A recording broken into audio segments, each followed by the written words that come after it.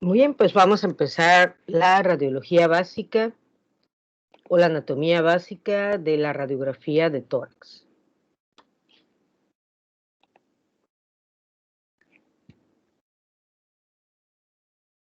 Ahorita un momentito que está procesando mi computadora.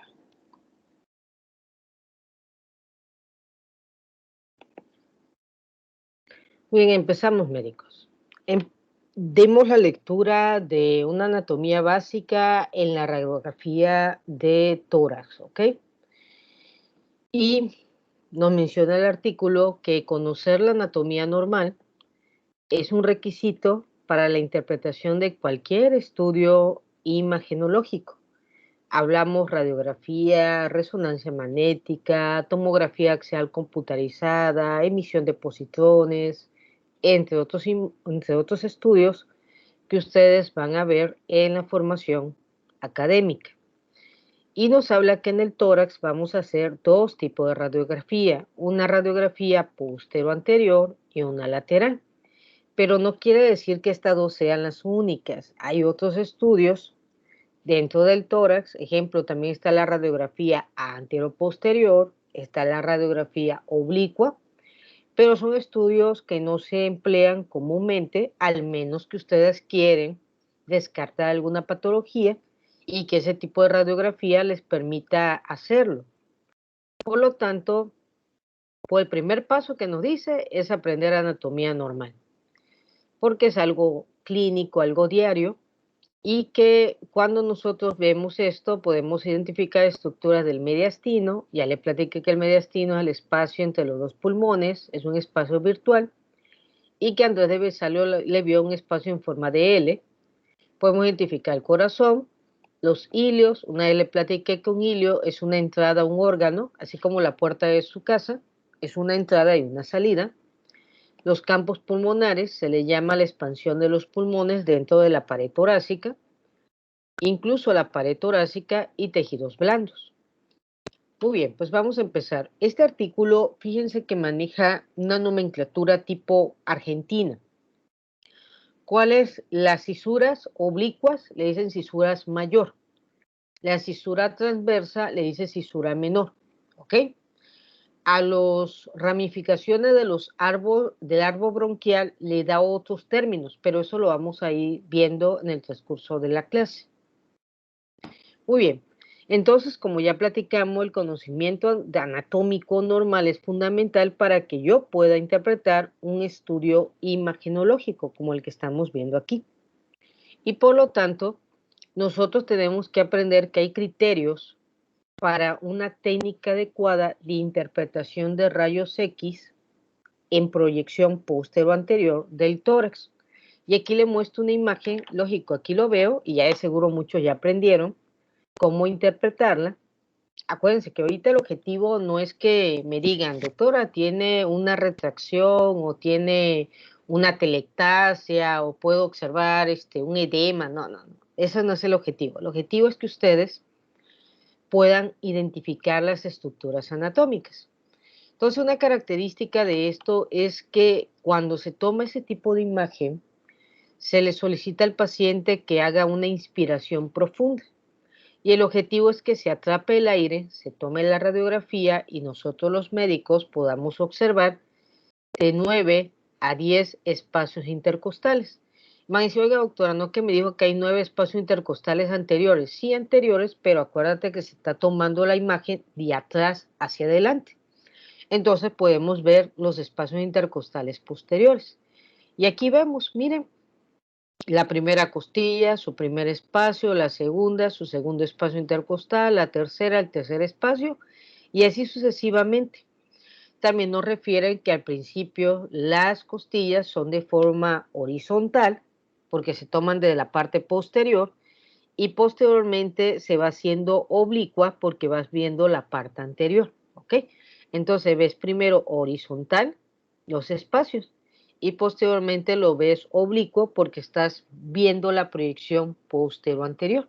Esa es una característica. Muy bien, otra cosa que nos pide es el centraje y la angulación. Debe haber una proyección de la clavícula que tiene forma de una S alargada, una S itálica, esta clavícula se debe de proyectar normalmente entre la tercera y la cuarta espacio intercostal. Y aquí está, miren, si es cierto, aquí lo estamos viendo la proyección, y eso me dice que, lógico, la radiografía fue centralizada y que tiene un buen ángulo, ¿ok? También nos habla de la consistencia, de la penetración de la imagen, entre otras cosas. Un ejemplo, aquí lo que nos interesa ver es campos pulmonares, corazón, estructura ósea. También nos permite identificar el tamaño del corazón y la silueta cardíaca. ¿Qué otra característica podemos observar? Podemos observar que la tráquea debe estar centrada, debe de tener una columna aérea, que la columna vertebral se debe de observar en el centro de la radiografía, pero que no debe de ser que observemos las apófisis espinosa. Lo que debemos de observar es el cuerpo de las vértebras, porque nos refiere que si observamos las apófisis espinosa, significa que el técnico penetró mucho la imagen y eso puede darnos algunas estructuras que podemos interpretar erróneamente al, lógico, hacer la interpretación de esta radiografía. Entonces, médicos, podemos ver las costillas, vuelvo a repetir, al inicio son horizontales, ya la vieron, y posteriormente se van haciendo oblicuas porque esa es la proyección anterior, la visión anterior. Podemos observar las clavículas en las posiciones ya mencionadas, la tráquea y la columna vertebral en el centro. Nos refiere que las escápulas tienen que estar laterales. Aquí le decimos al paciente que se coloque sus manos a la altura de la nuca o la región occipital. Y, lógico, vamos a tener la escápula lara para poder observar los campos pulmonares. Nos platica de los hemidiafragma. El hemidiafragma del lado derecho puede estar elevado 2 centímetros por arriba del hemidiafragma del lado izquierdo. Y podemos observar la burbuja gástrica, el contorno del hígado y el contorno del vaso. Sin embargo, esto no aplica en todas la radiografía de los individuos. ¿Por qué? Porque ayer veíamos que hay varios tipos de tórax, ¿se acuerdan? Está el tórax de la persona muy alta, está el tórax de la persona chaparrita y gordita, o chaparrita, no es necesario que esté gordita, y está el tórax de la estatura promedio normal, que es 1,70 en los individuos. Entonces, dependiendo del tipo de tórax, brevilíneo, longilíneo o dormilíneo, pues va a ser si el diafragma va a estar elevado o no va a estar elevado. ¿Ok? En un normolíneo debe de estar elevado. En un longilíneo debe de estar bajo. Y en un brevilíneo debe de estar alto o medio alto. Entonces va a depender de la constitución o del tipo de tórax que tenemos en el individuo. Por eso nos hace hincapié en un parrafito del artículo que esto puede variar, ¿ok? Por lo que vimos ayer. Muy bien, ¿para qué me sirve también, lógico, este tipo de estudio? Para identificar lo que es normal, miren cómo se ve normal, en lo que es anormal. Recuerdo que cuando estaba en primer año de medicina, igual que ustedes, pues una servidora siempre ha tenido esa inquietud de la clínica y fui una de las alumnas que ingresó al Juan Gran. El Juan Gran estaba al lado de la Escuela de Medicina antes, que ahora es el Hospital de la Mujer. Y el doctor que me apoyó para mi ingreso es el doctor Pacheco, por eso lo aprecio mucho y todo. Estaba yo en primer año de medicina y me preguntaban radiografías. Lógico, mi maestro de anatomía pues era anatomista clásico, era libro sin ver estas imágenes. Entonces, para mí era novedoso y era, híjole, un gran desafío, así como que me preguntaba una vez radiografía y yo respondí simplemente sonriendo. Es que todavía estamos en el tomo 1 del Quirós y estoy viendo pues apenas vértebras. Y me fueron enseñando. Por eso es que yo les enseño esto porque es feo ir a un hospital y no saber qué estás viendo, ¿ok? Y podemos observar aquí un derrame pleural típico. Miren, observen, dibujo. Una característica del derrame pleural es el signo de media luna. Y aquí está la media luna, miren. ¿Ya lo vieron? Esta es la media luna. Entonces, todo esto que está delimitando su maestra es un derrame pleural. Para los que llevaron clase conmigo de histología o vieron el tema de histología, se dieron cuenta que aquí hay un epitelio que se llama epitelio mesotelial. Entonces el mesotelio que se encuentra en la pleura visceral produce el líquido pleural. Y ese líquido pleural, cuando hay alteraciones de la presión hidrostática, de la presión oncótica o de la permeabilidad de los vasos sanguíneos, ese epitelio mesotelial empieza a producir demasiado líquido. Normalmente ahí debe de haber 15 mililitros a 50 mililitros aproximadamente, mililitros. Pero cuando el epitelio produce demasiado por una infección de bacterias, virus, parásitos o mecanismos traumáticos, entonces esto va a empezar a producir demasiado líquido. Y me va a decir, ¿cuánto? Estamos hablando de 200 mililitros, 400 mililitros, hasta 1 litro aproximadamente. ¿Ya lo vieron? Entonces este es el derrame pleural masivo. Miren, ha desaparecido todo el campo pulmonar. Me van a decir, oiga doctora, y todo se cubrió de agua, porque es un agua, es un líquido pleural. Y en el video yo les invito, vean esos videos, un ratito, hombre, véanlo un ratito y van a aprender. ¿Ok? Y estos, lógico, comprime el pulmón y evita que el pulmón pueda expandirse. Por eso podemos observar, miren, ampliaciones en los espacios, perdón, intercostales. Ahí está, miren. Los espacios intercostales están muy amplios debido a que el paciente tiene insuficiencia respiratoria. ¿Ok? Entonces esto es característico, esto es una patología, miren, y esto es lo normal. ¿Ya lo vieron? Entonces, por eso es necesario. ¿Qué podemos describir en la nota clínica? Paciente masculino, porque no veo glándula mamaria por aquí, de 45 años de edad, ingresa vamos a poner a medicina interna por insuficiencia cardíaca del lado izquierdo y derecho, sería mixta. Refiere dolor pleural, dificultad para respirar, se observa tiros intercostales, aleteos nasales, activación de músculos respiratorios accesorios. Al medir signos vitales, se aumenta frecuencia respiratoria por arriba de 28 respiraciones por minuto y está elevada, lo normal es 16-20. Frecuencia cardíaca, al inicio taquicárdico, ahora bradicárdico. Ligera cianosis central, peribucal, a nivel de las extremidades distales de los dedos. Y a la exploración física se percute el tórax observándose, en este caso verificándose amplitud de los espacios intercostales, disminución de la parte timpánica de la caja torácica, matidez de la caja torácica.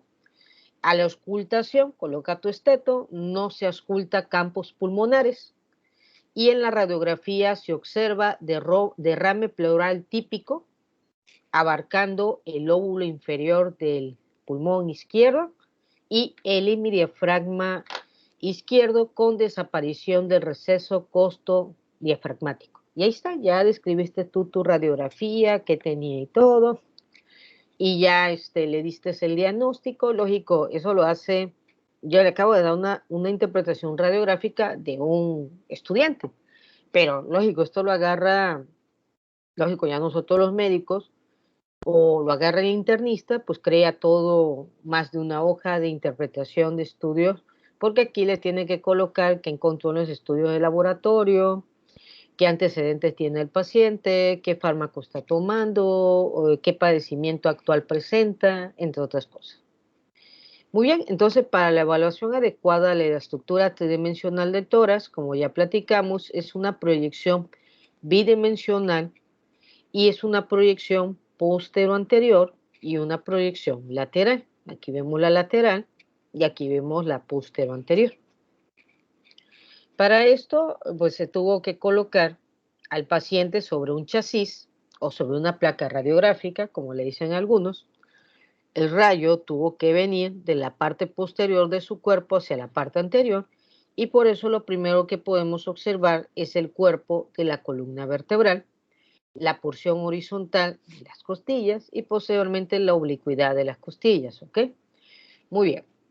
Y como primero tomas a las primeras 3 o 4 costillas, por eso es que primero ve los primeros 3 o 4 de espacio intercostal y después ve la forma S alargada de la clavícula.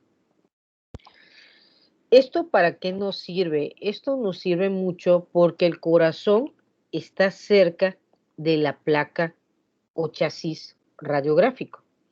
Y eso nos permite tomar una referencia del tamaño casi real del corazón del paciente.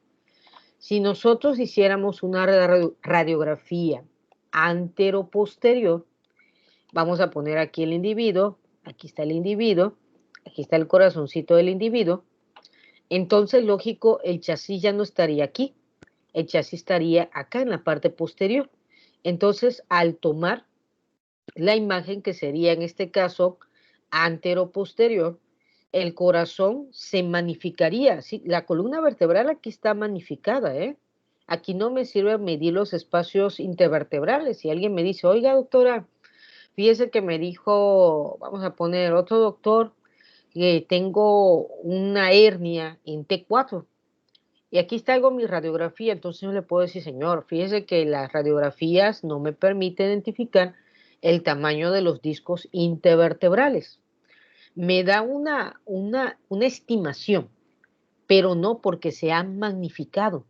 Ah, ¿eso qué significa, doctora? Que cuando se tomó la radiografía, lo primero que se vio es la columna vertebral y amplió un poco de tamaño la radiografía su columna vertebral. Para esto le voy a pedir una serie de columna vertebral que va a ser exclusivamente un chasis que se va a pegar cerca de su columna vertebral.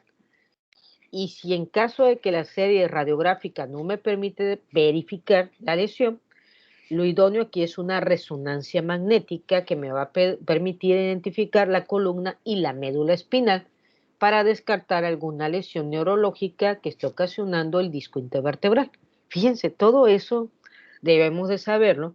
Y lógico, van a llevar una hermosa clase que es radiología e imagen.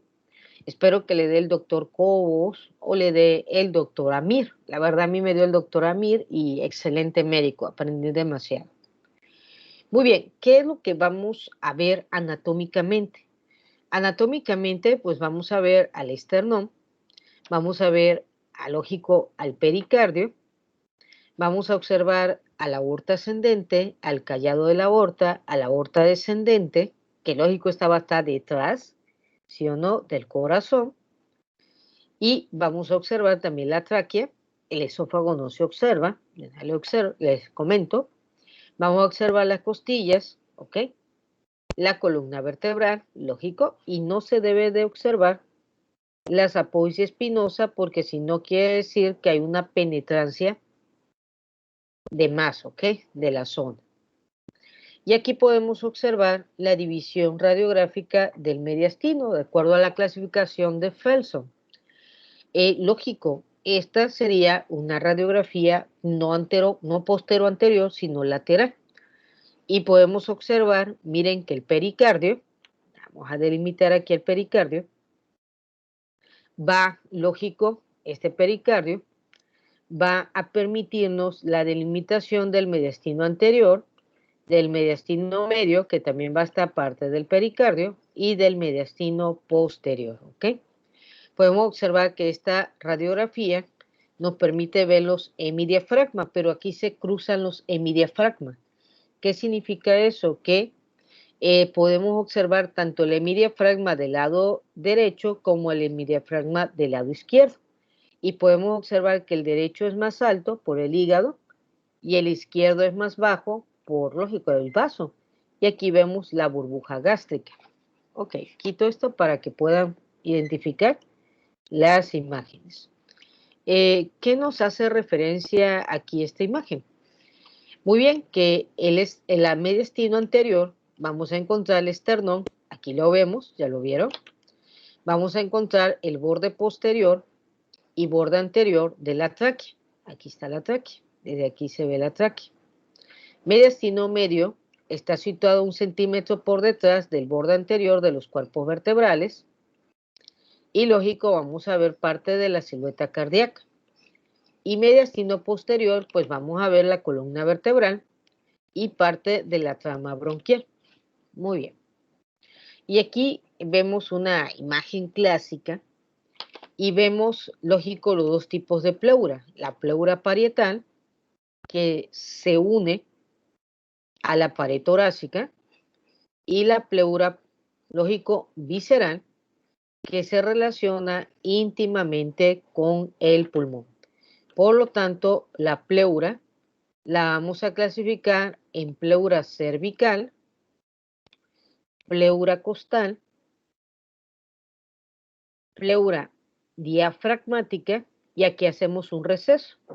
Ese receso se llama receso costo-diafragmático. ¿Ok? Tenemos la pleura mediastínica y aquí hay otro receso. Y este receso se llama receso lógico costo mediastínico o receso frénico, ¿ok? Costo frénico. Y aquí tenemos la pleura mediastínica y esta se continúa de nueva cuenta con la pleura cervical. La que tiene esa división que acabo de mencionar es la pleura parietal. La pleura visceral es como la ropa íntima del pulmón, se pega directamente.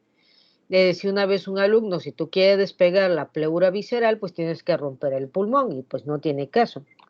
Y entre ambas pleuras vamos a encontrar una cavidad que se llama cavidad pleural, que ya les platicaba que ahí hay unas células que llaman células mesoteliales que forman un epitelio, se llama epitelio mesotelial, que es un epitelio plano simple. Y aquí en esta imagen podemos observar otras características que vemos a simple vista en la radiografía. Una de ellas, lógico, es el vértice del pulmón. Aquí no se magnifica, aquí sí puedes contar los 2 o 3 centímetros por arriba de la clavícula, ¿ok?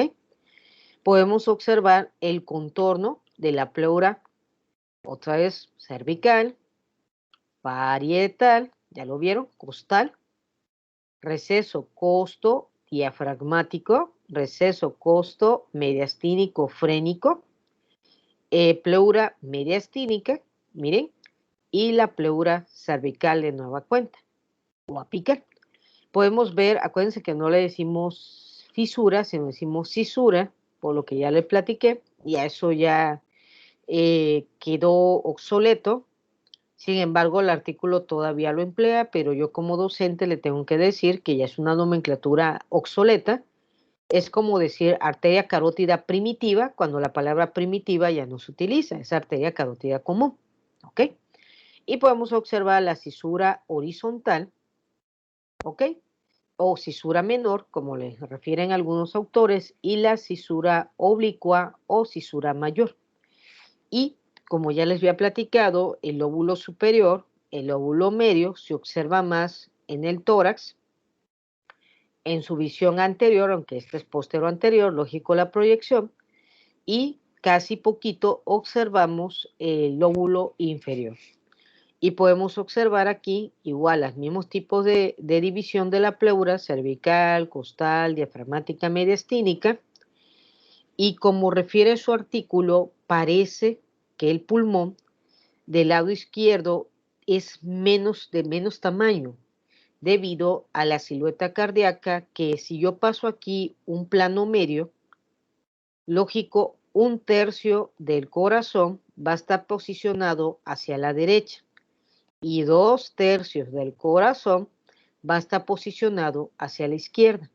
Eso nos permite identificar menor proporción del tamaño del pulmón, pero es una imagen. Sin embargo, ambos pulmones tienen casi el mismo tamaño. La diferencia en peso serían 100 miligramos de diferencia, ¿ok?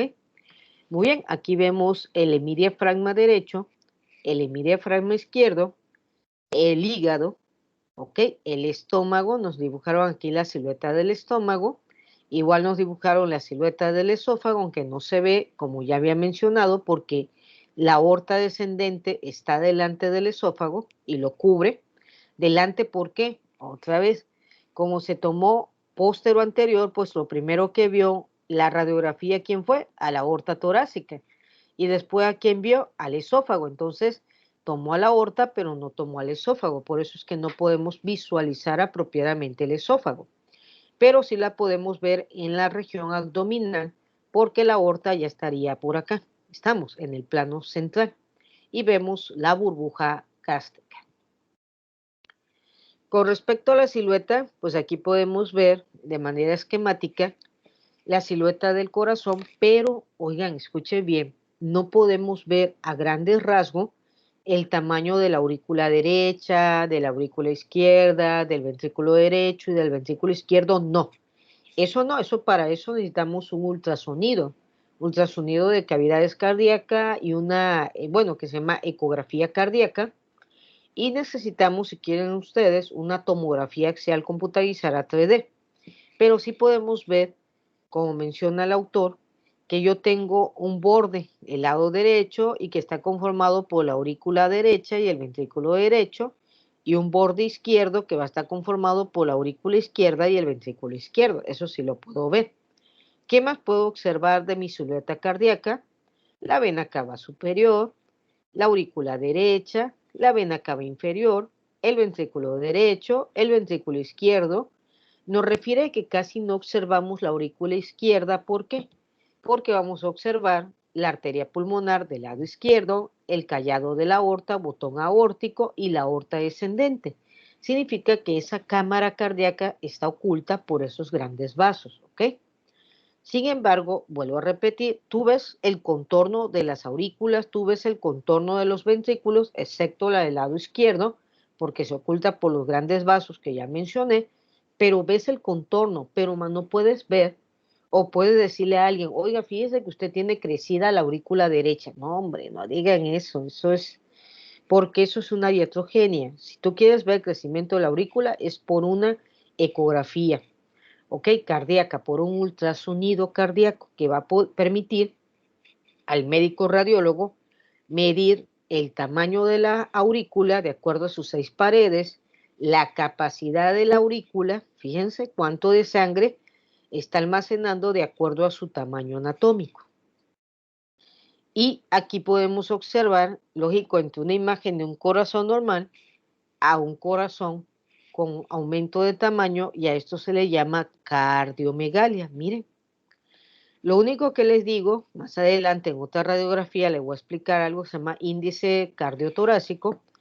Lo único que le digo es que hay una regla. ¿Cuál es la regla? El corazón ocupa el 50% de la radiografía. Si yo trazo aquí una línea que vaya de tórax a tórax, en otra palabra, de pared costal del lado lógico derecho a pared costal del lado izquierdo, este es el 100%, supongamos, del tamaño. Entonces el corazón debe de estar ocupando el 50% de la cavidad torácica, ¿ok? De una radiografía. Igual, el corazón debería haberse tomado la radiografía en una inspiración profunda, porque si alguien no lo toma en una inspiración profunda, ¿qué sucede? Desafortunadamente podemos apreciar un corazón más amplio de lo normal, pero es por efecto de la respiración y eso compromete la interpretación radiográfica, por eso es que se toma en inspiración profunda, ¿ok? Algunos autores refieren esto, más no se lo aconsejo, pero es necesario que yo se los diga, que el 100% en una radiografía equivale aproximadamente a 20 centímetros. Y el 50%, por lógico, del corazón en una radiografía equivale a 10 centímetros. Este sería el tamaño máximo. Quiere decir que lo normal sería menos de 10, 9 centímetros, 8 centímetros, 6 centímetros, ¿ok? Vamos a dejar que el tamaño normal sería de 6, estamos a 10. 4 centímetros de diferencia, yo así me lo aprendí. Y de esto debería ser, esto es más, es 8 centímetros de diferencia. Quiere decir que puede ser de 12 a 20, hasta más, hasta puede ser 9 centímetros y colocar esa diferencia.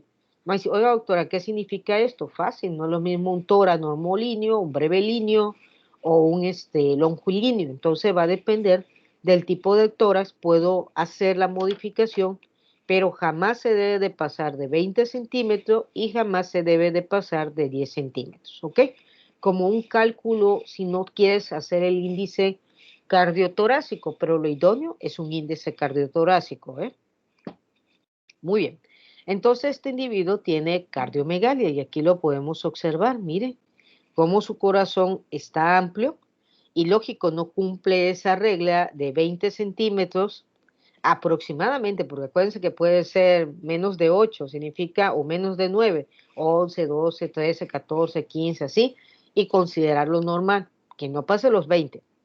Y por lógico, este no cumple el 10, por lo tanto, este no es el 50% de la capacidad torácica. Aquí, ¿cuánto le calculas? Como un 70% aproximadamente, ¿ok? Pero les vuelvo a repetir, esas son estimaciones, pero nosotros tenemos una fórmula que podemos interpretar el tamaño del corazón. Muy bien, ¿qué otra cosa podemos observar? La localización de las válvulas cardíacas. Podemos ver, en este caso, la válvula tricuspidia, la válvula aórtica, la válvula pulmonar y la válvula mitral. Y en una vista anterior, en una vista lateral. Me dice, oiga doctora, ¿esas son las válvulas y los focos? Ah, no confunda los focos. Los focos de auscultación es el sonido que emiten las válvulas, ¿ok? Yo el foco aórtico lo escucho, segundo espacio intercostal del lado derecho, ¿sí o no? El foco pulmonar, segundo espacio intercostal del lado izquierdo, línea paraesternal. El foco tricuspidio, quinto espacio intercostal, lógico, línea paraesternal. Y el foco mitral, línea media clavicular, quinto espacio intercostal. Entonces estamos hablando de otra cosa. Esto es la silueta de las propias válvulas, de la válvula tricúspide, de la válvula mitral, de la válvula aórtica y de la válvula pulmonar. Lógico, esto nosotros como médico general no lo identificamos, sí lo podemos ver, pero lo idóneo es que lo identifique el especialista, ¿ok? Que sería el cardiólogo. Y aquí podemos observar otra imagen donde nos muestra algo importante, el hilio pulmonar. Todo esto, ve colega, es el hilio pulmonar. Y el hilio pulmonar me va a poder identificar, lógico, la ramificación del bronquio principal en las ramificaciones que vamos a estudiar ahorita. Me va a permitir identificar el nacimiento lógico de la arteria pulmonar, de las venas pulmonares, y también la relación del hilio que tiene con la vena cava superior y la vena cava inferior. Vemos aquí a grandes rasgos cómo serían las cavidades, pero vuelvo a repetir, la radiografía me permite identificar tamaño del corazón y la silueta cardíaca, más no me sirve para las cavidades. ¿Ok? Muy bien. Vemos aquí el seno cardiofrénico o costofrénico, el seno costodiafragmático, que podemos aquí ver, o costofrénico, y podemos observar, lógico, la tráquea, aquí no la delimita muy bien, el botón aórtico, miren qué bonito se ve, el bronquio del lado izquierdo, el bronquio del lado derecho, lógico, este más alto, este más bajo, y nos hace referencia por el botón aórtico, que primero veo el botón aórtico, que corresponde al callado de la aorta, cuando se hace aorta descendente, y después veo el bronquio izquierdo. Diferencia acá, pues no hay callado, entonces puedo observar primero el bronquio del lado derecho, ¿ok? Muy bien. Y esta es la imagen que viene en nuestro libro, bueno, no en nuestro libro, en nuestro artículo, y nos hace referencia de que tenemos dos bordes, un borde del lado derecho y un borde del lado izquierdo. Nos dice que podemos observar el tronco venoso brachiocefálico, la vena cava superior, la aurícula del lado derecho, lógico, y aquí está la aurícula del lado derecho, y podemos observar la arteria, lógico, pulmonar, ¿ok? Muy bien, y la aorta ascendente, que vemos aquí, está la aorta ascendente, aorta ascendente, aquí está, miren, la arteria pulmonar del lado derecho, ¿ok? Aunque no la identificó, pero la puedo observar. Del lado izquierdo, lógico, puedo observar una ramificación apical del bronquio, ¿ok? Podemos observar el botón aórtico, el tronco de la arteria pulmonar del lado izquierdo, ¿ok? La aurícula izquierda, que se observa muy poquito porque ya les mencioné que la aorta descendente lo cubre, y el ventrículo izquierdo, que efectivamente lo podemos observar. Así como del lado derecho, disculpe, la vena cava inferior. Y como sabemos, pues el corazón va a tener los siguientes elementos: la aurícula derecha, el ventrículo derecho, la aurícula izquierda, el ventrículo izquierdo. También las aurículas se le dicen atrios, que en latín significa antesala. Podemos ver la vena cava superior, la vena cava inferior, el tronco de la arteria pulmonar izquierda, arteria pulmonar derecha, el callado aórtico, sus tres grandes ramas que hemos platicado. Entonces, esto lo veo aquí en la silueta, mas no puedo identificar de qué tamaño son las 4 cavidades del corazón. Y aquí está una imagen de cómo sería una interpretación radiográfica entre el corazón. Miren cómo está superpuesto a la pared torácica radiográfica. Y aquí están las válvulas que platicábamos, ¿sí o no? Aquí podemos observar, miren, la válvula tricúspide, la válvula mitral, ¿ok? La válvula aórtica y la válvula pulmonar, que hace rato veíamos en otras imágenes. Muy bien. Y mencionaba que, lógico, el contorno cardíaco en su progresión craneal, podemos ver la emergencia de la arteria subclavia del lado izquierdo y por acá, a mucho ojo, de la arteria subclavia del lado derecho, pero más elevadita, porque acuérdense que tiene el tronco arterial brachiocefálico, ¿ok? Muy bien. Y el contorno de la aurícula izquierda es muy superior debido, lógico, a la presencia de los grandes vasos. Muy bien, y que en la porción inferior podemos ver al ventrículo izquierdo y cómo este su pericardio se extiende y se inserta, porque el pericardio se inserta en el centro del diafragma. Acordémonos, esto ya ustedes lo saben, las primeras ramas de la aorta son las arterias coronarias derecha e izquierda. Lógico, esto no lo vemos en la radiografía, pero sí podemos ver la aorta ascendente. Acá lo vemos, miren, aorta ascendente. Podemos ver el callado de la aorta con el botón aórtico, la aorta descendente, que lógico está aquí, miren, esta es la columna vertebral, ya lo vieron, y esta es la aorta descendente y ese es su botón aórtico, ¿ok? Muy bien, y podemos ver el tronco arterial brachiocefálico que se divide en arteria subclavia derecha, que ya les platiqué que hasta acá arribita la podemos observar, porque tiene el tronco arterial brachiocefálico, la arteria subclavia izquierda, que acá la podemos observar, quiere decir que esta es la primera que se observa y esta es la segunda, ¿ok? Muy bien, podemos observar, lógico, la aorta descendente. Muy bien, entonces el autor te aconseja que cuando estudies el lado derecho, no vayas como el lado izquierdo, solo eso es lo que te está aconsejando, te está diciendo, del lado izquierdo, léalo de manera radiográfica de arriba hacia abajo, te dice de craneal a caudal. Entonces ve la arteria subclavia izquierda, el bronquio apical, que se debería estar aquí, es más, está aquí lo veo, el bronquio apical, lógico, el botón aórtico, del callado aórtico, el tronco de la arteria pulmonar, la aurícula izquierda, que en algunos pacientes puede estar oculto por el tronco arterial pulmonar del lado izquierdo, por el bronquio principal del lado izquierdo, y el ventrículo izquierdo que se continúa su silueta con el diafragma. Pero del lado derecho, te dice el autor, para no equivocarte, vaya usted leyéndola de lógico, de abajo hacia arriba. Eso fue lo que el autor te refiere. Primero vas a ver la vena cava inferior, después vas a ver la aurícula derecha, de ahí vas a ver la aorta ascendente, la vena cava superior y el tronco venoso brachiocefálico, ¿ok? Junto con su arteria subclavia, lógico, del lado derecho. Muy bien. Y pues eso es lo que estamos viendo aquí con respecto a tu dibujito del neta.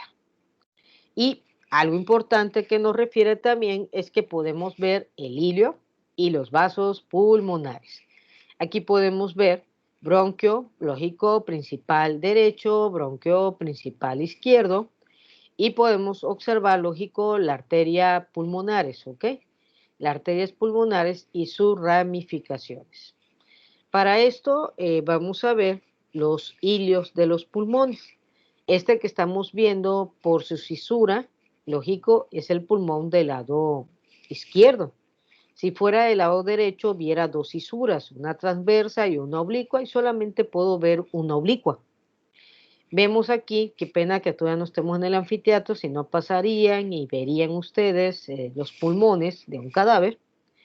Vamos a ver aquí la cisura oblicua, miren qué bonito se ve, lóbulo superior del pulmón izquierdo, lóbulo inferior del pulmón izquierdo, y así se ve en los pulmones de un cadáver, los grandes vasos hacen surcos, ¿ok?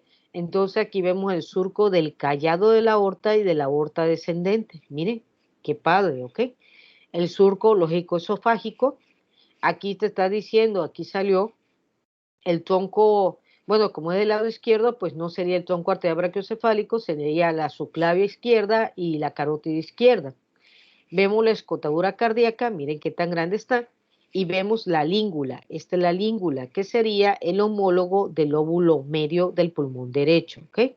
Vemos vértice, cara costal, cara mediastínica y cara diafragmática pulmonar, borde anterior del pulmón izquierdo. Vemos el hilio del pulmón del lado izquierdo es más grande que el del lado derecho, y vamos a encontrar, lógico, el bronquio, que se empieza a ramificar en lóbulo superior o bronquio principal superior, bronquio principal inferior, bueno, secundario superior, secundario inferior, ¿ok? Porque el principal es uno solo, y vemos las ramificaciones de la arteria lógico pulmonar y de las venas pulmonares. Y aquí está el pulmón del lado derecho, y es totalmente diferente. Miren, aquí ya no vas a tener la silueta de la aorta, ya lo vieron, sino en el pulmón del lado derecho vas a tener la silueta del esófago, de la vena cava superior, de la vena cava inferior y su hilo pulmonar. Vemos las ramificaciones de los bronquios, la vena pulmonar y las arterias pulmonares. Y también vemos la vena ácigo. La vena ácigo mayor está a la derecha y desemboca en la vena cava superior. Y el hilo del pulmón del lado izquierdo, como ya les mencionaba, el callado de la aorta, aquí está, callado de la aorta lógico descendente, que estamos viendo aquí, o aorta torácica, el esófago, que ya les platicaba, el hilio del pulmón del lado izquierdo. Muy bien, entonces esas son las estructuras que podemos observar aquí. La arteria pulmonar del lado derecho, lógico, la arteria pulmonar inferior del lado derecho, la arteria pulmonar del lado izquierdo, tanto la parte superior como la parte inferior. Entonces, el arqueamiento de la arteria pulmonar izquierda sobre el bronquio principal izquierdo, aquí lo vemos, mire, bronquio principal izquierdo, arteria pulmonar izquierda, es razón por la cual el hilo izquierdo se localiza 1 o 2 centímetros más alto que el lado derecho, lo que les platicaban, ¿se acuerdan? Que hay una relación estrecha entre el bronquio principal izquierdo y la arteria pulmonar del lado izquierdo, cosa que no sucede en el lado derecho, porque en el lado derecho el bronquio principal del lado derecho está atrás y la arteria del pulmón del lado derecho está adelante, no pasa nada. Y aquí sí tuvieron amaciata, aquí tuvieron abrazaditos.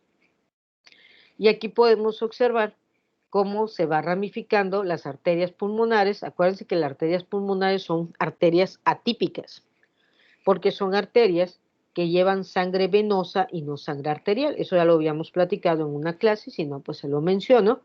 Y vemos, miren, cómo esta arteria pulmonar del lado izquierdo se relaciona por arriba del bronquio del lado izquierdo, cosa que no sucede en el lado derecho. Y aquí vemos las venas, miren, esta es la ramificación de la arteria y esta es la vena. Acuérdense que se llama venas pulmonares, pero si son venas, son arterias, en otras palabras son venas atípicas, porque estas van a traer sangre oxigenada y las otras trajeron sangre venosa. Entonces, la arteria pulmonar es una arteria atípica porque trae sangre venosa. Las venas pulmonares son venas atípicas porque traen sangre arterial. Esto lo vamos a ver con mayor detalle en los pulmones y cómo se va ramificando cada uno de ellos, ¿ok? Muy bien. Y aquí vemos proyección postero-anterior y en esta imagen podemos ver, miren qué padre se ve el patrón vascular normal a través de las estructuras, miren. Entonces, este es el patrón. Y esta radiografía lo vamos a ver con mayor detalle, vuelvo a repetir, cuando vean pulmones, porque ahorita pues me van a decir, oiga doctora, ¿y cómo fue la secuenciación de el primario, secundario y terciario? Pues no lo hemos visto. Entonces, aquí menciona el autor que podemos ver la tráquea, los bronquios, los límites de los campos pulmonares que podemos observar aquí, así como el patrón, miren, vascular y la cisura menor o cisura transversa del pulmón derecho. Aquí también podemos observar el vértice de los pulmones, miren qué padre, 2 o 3 centímetros por arriba de la clavícula, el seno costofrénico, ¿ok? El seno cardiofrénico, acuérdense que este es el costo diafragmático, también se llama costofrénico, esa es la otra nomenclatura que recibe, y este es el cardiofrénico o también llamado, en este caso, seno costomediastínico, ¿ok? Aquí lo observamos. Entonces, esta bonita imagen me permite identificar qué es un seno. Un seno no es otra cosa, o un receso, también se llama receso, es cuando la pleura costal cambia de dirección y se vuelve pleura diafragmática. Aquí está el seno costofrénico, ¿ya lo vieron? Y cuando la pleura diafragmática cambia de dirección y se vuelve pleura mediastínica, acá está el otro seno o receso costo, en este caso cardiofrénico, ¿ok? Que vemos aquí, o costo mediastínico.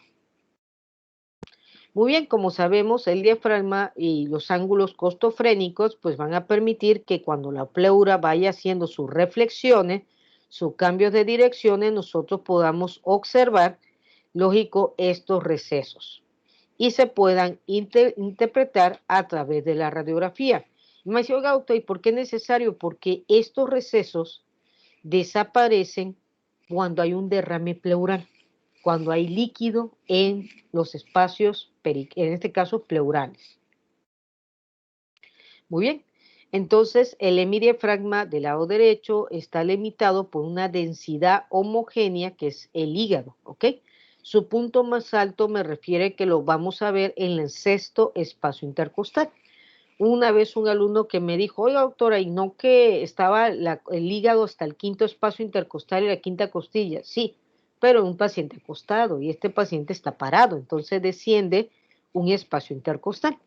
Aunque te menciona que esto puede variar, lo puedes encontrar del cuarto al séptimo espacio intercostal. Va a decir, oiga doctora, ¿a qué se debe la variación? Ah, porque el hígado puede ser, así como estamos clásicamente viendo, lóbulo derecho, lóbulo izquierdo, o puede estar así, miren.